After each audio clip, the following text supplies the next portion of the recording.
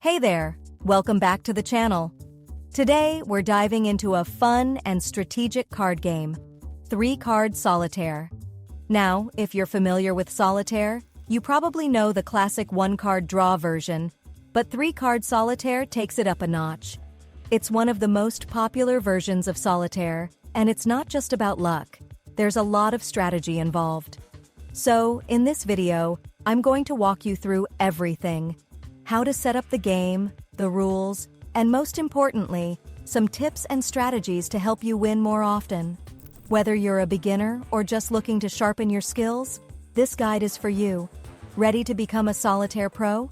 Let's jump right in. All right, let's start with the basics. Setting up a game of three-card solitaire. Just like in the traditional version, we're using a standard 52-card deck. Here's how you set it up. First, you'll need to deal 7 columns.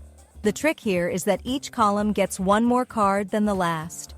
So the first column gets 1 card, the second column gets 2 cards, the third column gets 3 cards, and so on, until the 7th column has 7 cards.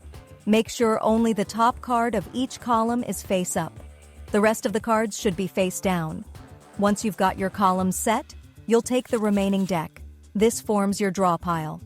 Now, in Three-Card Solitaire, you'll be drawing 3 cards from this pile at a time.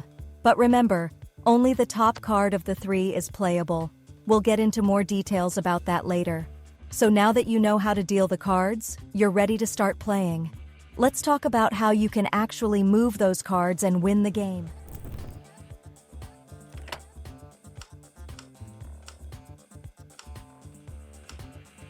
Now that you've got the game set up, let's talk about the goal of Three-Card Solitaire and some basic rules. Your main objective is to move all the cards from the tableau, the 7 columns, to the 4 foundation piles. You'll build these piles by suit, starting with the aces and stacking the cards in ascending order, from ace to king. Here's how the basic movements work. In the tableau, you'll stack cards in descending order and alternate colors. So, if you have a red 7, the next card you can place on top of it must be a black 6, and so on. Anytime you reveal an ace, you should move it to the foundation as soon as possible. From there, you'll build the foundation up by adding cards in sequence: 2, 3, 4, all the way up to king. Now here's where Three-Card Solitaire gets tricky. Unlike the one-card version, you'll be drawing 3 cards from the draw pile at a time. But remember, only the top card of the 3 is playable. If you can't play the top card, you'll move on to the next 3. The game gets really interesting when you run out of cards in your draw pile. You'll simply flip the remaining draw pile over and start using it again. This is one of the key challenges of Three-Card Solitaire, managing your draw pile effectively so you don't miss crucial moves. Got it? Great. Next up, let's dive into some of the unique rules and strategies for this variation. Now that you know the basics, let's talk about some special rules in Three-Card Solitaire that really set it apart from other versions, like One-Card Solitaire. First, the biggest difference is the 3-card draw rule. When you draw 3 cards from the draw pile, only the top card is playable. The second and third cards are basically just waiting for their turn. So, you need to be strategic about how you use the draw pile. If you burn through the cards too quickly, you might miss out on key opportunities to play those cards later. Next, let's talk about the reshuffling rule. Once you go through the draw pile, you don't shuffle it again. Instead, you flip over the pile and go through it the same way, drawing 3 cards at a time. This means the order of the cards stays the same every time you flip the pile. So if you can't play a card in one round, you'll see it again in the same position the next time around. Understanding this is key to managing the draw pile effectively. Another common beginner mistake in Three-Card Solitaire is focusing too much on the draw pile. Remember, the tableau, those 7 columns, is where most of the action happens. If you focus too much on the cards you draw, you might miss obvious moves in the tableau that can help you uncover hidden cards. Make sure to scan the tableau before using the draw pile. Lastly, don't forget that only kings can be moved into empty columns. This rule is easy to forget, especially if you're used to playing other versions of solitaire. If you clear a column, make sure to wait for a king before filling that space. These special rules make three-card solitaire more challenging, but with the right strategy, you can overcome them and win more often. Speaking of strategy, let's move on to some winning tips. Alright, now that we've covered the rules, let's talk about some strategies to help you win more games of three-card solitaire. Strategy number 1. Focus on uncovering hidden cards.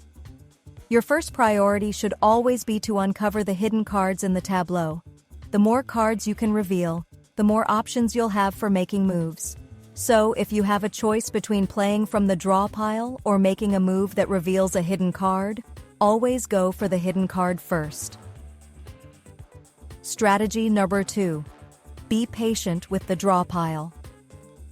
It's tempting to speed through the draw pile when you're stuck, but don't rush. Always scan the tableau before you draw new cards. You might find that you can move a card from one column to another, which could unlock a hidden card or free up space for a king. In three-card solitaire, every move counts, so take your time to make sure you're not missing anything on the board. Strategy number 3. Use kings wisely. When a column becomes empty, only a king can be moved into that space. But don't be in a rush to move the first king you see. Before placing a king, think about which king will give you the most options. A king from the tableau may be better than one from the draw pile, especially if it helps reveal more cards. Strategy number 4. Manage the draw pile. This is where three-card solitaire really tests your skills. Since the draw pile isn't shuffled, remember the order of the cards and plan ahead. If you can't play a card this time around, you'll know when it's coming back the next time the pile is flipped. This lets you plan your moves and avoid getting stuck. Bonus tip: alternate colors and suit. Carefully remember to stack cards in alternating colors. This rule may seem simple, but it can trip you up if you're focused too much on other moves. Keeping an eye on color alternation will help you maximize your moves. These strategies, when combined with a little practice, will give you a much better chance of winning three-card solitaire. Just remember, it's all about patience and planning ahead. Alright, that's it.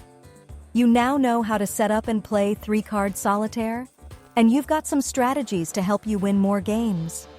Just remember, it's a balance of patience and smart planning, especially when it comes to managing the draw pile and uncovering those hidden cards. So, whether you're a complete beginner or looking to improve your game, I hope these tips give you a fresh perspective on how to approach three-card solitaire. If you're feeling inspired, I encourage you to head over to thesolitaire.com and try out a few rounds. Test these strategies and see how they work for you. And don't forget, the more you play, the better you'll get at spotting winning moves. If you've got any tips of your own, feel free to drop them in the comments below. I'd love to hear them. And of course, if you enjoyed this video, hit the like button, subscribe, and share it with your friends who might want to up their solitaire game. Thanks for watching, and good luck with your next solitaire game.